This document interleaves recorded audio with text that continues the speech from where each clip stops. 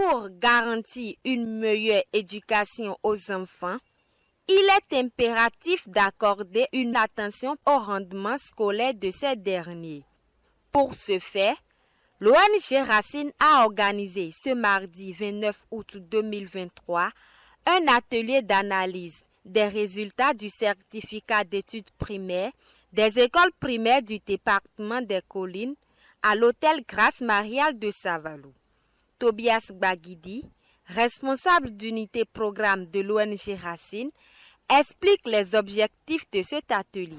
Nous avons initié cet atelier d'analyse des résultats des examens du CEP de l'année 2023 pour voir comment se sont comportées les communes du département des Collines. Qu'ils vous souviennent bien que le département des Collines, depuis un certain nombre d'années déjà, a accumulé quelques contre-performances lorsque nous analysons les résultats et que nous le comparons aux résultats au niveau national. Donc ça a commencé à nous titiller. Comme nous sommes un acteur majeur de l'éducation dans les collines, on s'est dit pourquoi pas ne pas voir avec les principaux acteurs quels sont les facteurs qui font que nos résultats ne sont pas au niveau où on souhaite.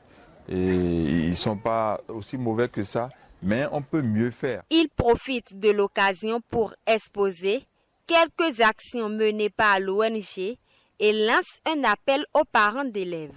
Nous accompagnons l'État dans tout ce qu'il fait pour soigner l'éducation au niveau du Bénin. Des actions donc de formation à l'endroit des enseignants, de formation à l'endroit aussi des enfants, mais de formation aux endroits de tous les autres acteurs, notamment même les femmes vendeuses. Donc il y a un certain nombre d'actions qui sont prévues. Nous avons aussi prévu beaucoup d'actions, surtout en direction des enfants. Le gros lot quand même se joue au niveau des parents. Aucun parent n'a d'excuse pour ne pas accompagner et suivre son enfant. Certes, il faut commencer à l'inscrire, il faut lui acheter les cahiers, les sacs et tout, mais ça ne suffit pas.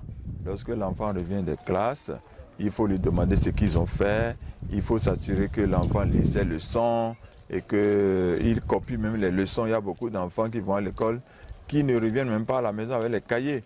Il y a d'autres qui ne copient pas tous les cours. Donc c'est aux parents de veiller à tout ça. C'est des éléments très importants. Il n'y a pas de stress à avoir. Dieu est là, va nous aider à avoir les moyens qu'il faut pour préparer une belle rentrée à nos enfants dans la sécurité et dans la paix.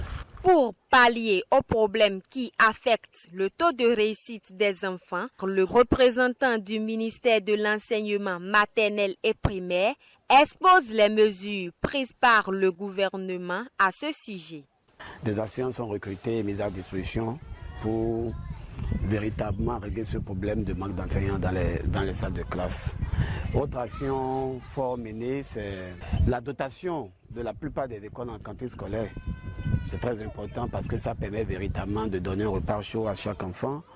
Également, les aspirants qui sont de la première promotion à l'issue donc d'un test d'une évaluation seront reversés en contractuel. Donc toutes les actions sont donc en train d'être menées au niveau de sous-secteurs pour donc doter les salles de classe en intrants pédagogiques, en enseignants de qualité pour véritablement qu'à la rentrée, que ces problèmes qui inhibent donc le développement de sous-secteurs soient donc relégués au passé. Dans le même ordre d'idées, le chef de la région pédagogique 20 de Savalou livre ses impressions et suggère quelques approches de solutions à l'endroit du gouvernement pour rehausser le rendement scolaire des enfants qui ne sont rien d'autre que la nation de demain. Et nous sommes allés comparer ces résultats par rapport à ceux obtenus en 2021 et 2022. Donc c'est un travail qui mérite d'être suivi.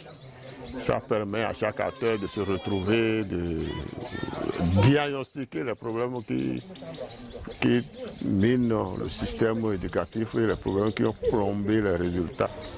L'enseignant a son travail, a un rôle à jouer. L'élève également a un rôle à jouer.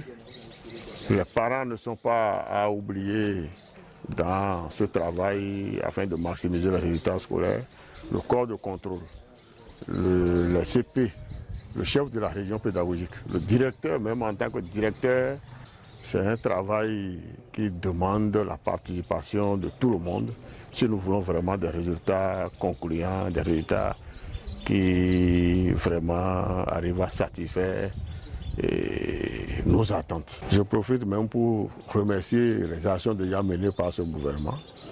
Il fait déjà beaucoup pour nous, mais tant qu'il reste à faire, rien n'est fait.